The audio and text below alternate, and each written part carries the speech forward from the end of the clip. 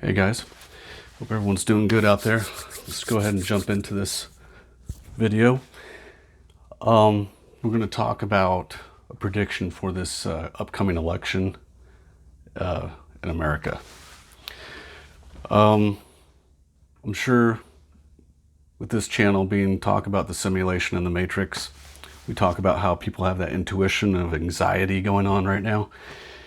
And I'm going to correlate that to what's coming up. I'd say for years now we've been having anxiety, probably from 2012, whatever happened with that. And hitting 2020, the 2020 vision came in, and more people are seeing and feeling that everything's off. Right? People are off, your system is off, your friends are off, your family is off. I mean, everyone's just glitching out, right? Everything we're looking at, it's like a big glitch. It's just crazy right now. The stories out there in the world are completely upside down. Talk about being in the upside down world, right? But we're feeling it. Maybe you're not and you're doing great out there. I don't know. That would be great if I could feel that way. But there is like a gut instinct kicking in. You know, your spidey sense is going off. Kind of like when you feel like someone's looking at you from behind and you get that weird sensation. You turn around and look and like, yikes, someone's actually looking at you. It's real freaky. Are you feeling that type of gut instinct, intuition kicking in? All right.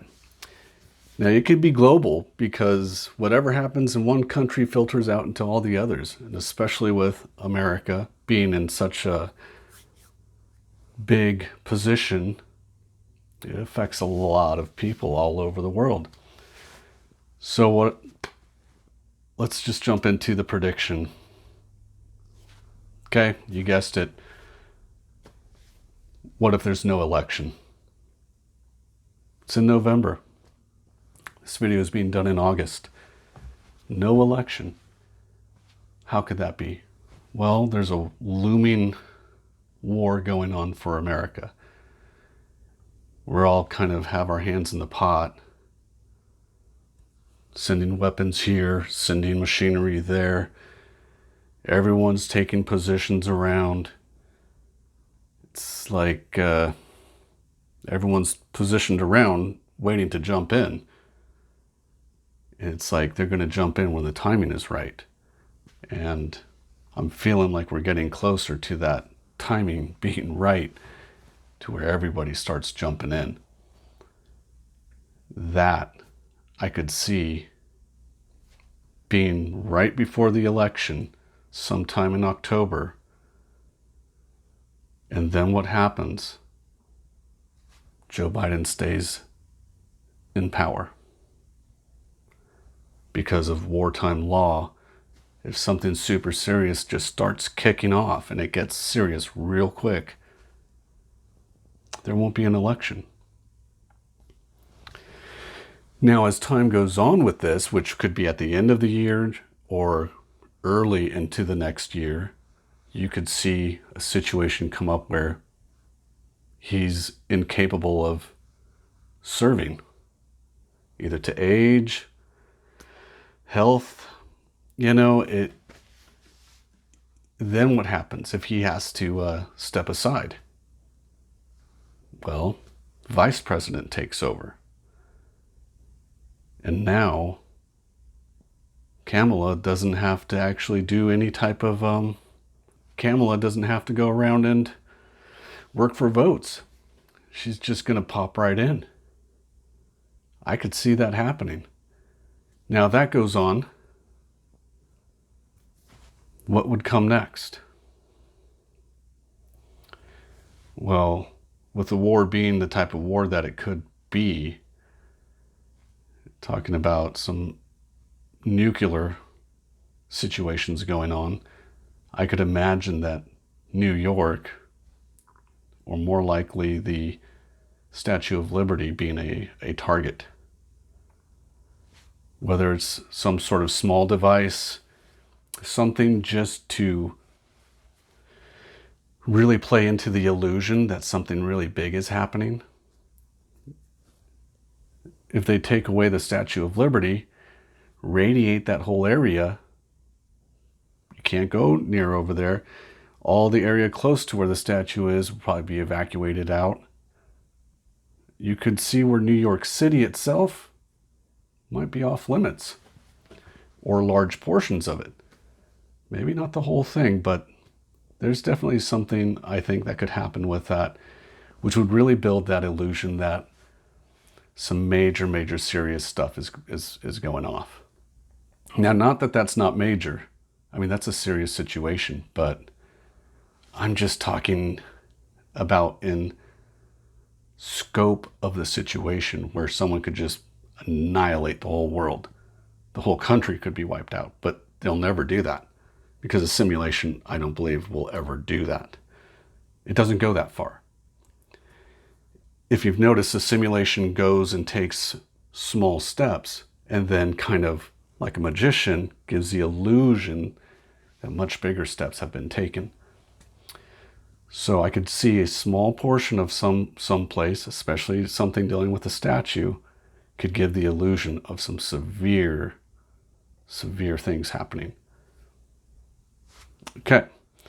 Now, if that's gone off in New York and that Statue of Liberty, which is really American, is taken away, oh boy, that's going to be a really effective tool to take out, right? And an effective tool to really get into people's minds. Now, I could also see where we'll have rolling blackouts, either due to an EMP or the idea that there was an EMP, but you would never know for sure. And then they could just black out the whole country, bring on, bring off, bring on, bring off in sections. They would never keep it out for longer than maybe a week, and then it would kick back on, and then somewhere else would go out for a week or 3 days. They would never keep the whole place out for months. Because again, it's more about illusion. And once you start noticing this is how they do it, it might make sense by what I'm saying. Now you'll feel if you went with 3 days without electricity, you'll get the me-oh-my's and the whole like, oh crap. But again, all illusion. You'll still get your toilet paper. You'll still be able to go out and get your food. And you'll probably have to do it like during the 2020. You stand in line early in the morning, get let in. You only get one ration of toilet paper, that sort of thing. But you're going to be okay. But just imagine, this is what I think could possibly be what would happen. I think there'll be some other false flags, of course. Pockets of certain things going on. I really don't know what they would be, but things to just kind of give you the idea that you should hunker down and be scared and live in fear. Fear is a key to all of this. I think the draft would be implemented. Again, even though this is illusion, they need to break a few eggs to make an omelet. And unfortunately, people do get hurt and things aren't 100% good. I believe a draft could be put into place, thus lowering the population. Now, what comes with a lower population?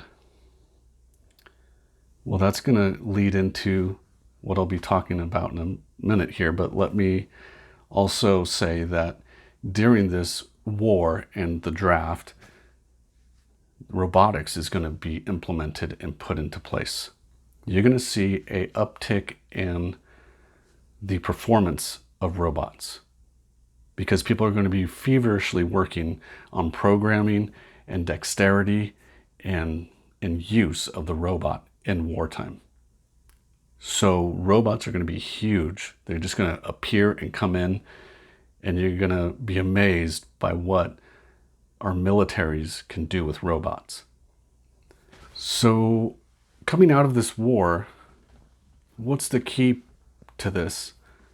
One, for our future is Robots are going to be a huge thing for us in the future. They're already putting AI in our fast food restaurants. They're using robotics in our fast food restaurants. Remember, fast food on the low spectrum here. They're putting robots in robotics have been in warehouses, machinery, and car manufacturing, but never to the extent that they're going to be put in. Because now we're talking about robots with extreme dexterity, human-like dexterity. They can carry things, they can move things, they have dexterity fingers and hands that can pick and pull, and it's going to be amazing. And I could see that taking over big time after the war. Like after several wars that World War I, World War II, things always uptick in modernization. And I think we're going to see that here. There's going to be an uptick in modernization. We're going to have robots come from the war field and then be like, hey, we can use these in every facet of our lives. And they'll take over. And they'll be taking our jobs. Now, if they take our jobs, we don't need many people on this earth, this plane, or this snow globe. We won't need people. People are going to be unnecessary. So instead of paying subsidies to millions and millions of people, they're going to pay subsidies to the least amount that they can pay. Maybe the Georgia Guidestones, if you don't know what that is, look it up. Georgia Guidestones, perhaps that is correct. And they can get it to be that number. And they'll maintain it. And the robots will do our jobs. And the small select few will maintain the robotics industry. And I could see this being the necessity of war. Because going into the future where we're going, we don't need people. There's going to be too many people. Without jobs, people will be so unhappy anyways, it's going to be disruptive. So I could see them using this type of warfare to put us into the future. And they're not going to need many of us. So, I don't know, coming out of this, if Donald Trump becomes president, who do you see being president after that? There's something spooky with that. There's something spooky. If it doesn't go war and Biden stays in and it goes into an election and Trump wins, you get that feeling that there's nothing else after that. I don't know, my gut's talking to me. I have this instinct that this could be it. And if there's nothing else after him, what does that mean for us? I don't know, just a prediction. I hope I'm wrong. All right. Thanks for listening.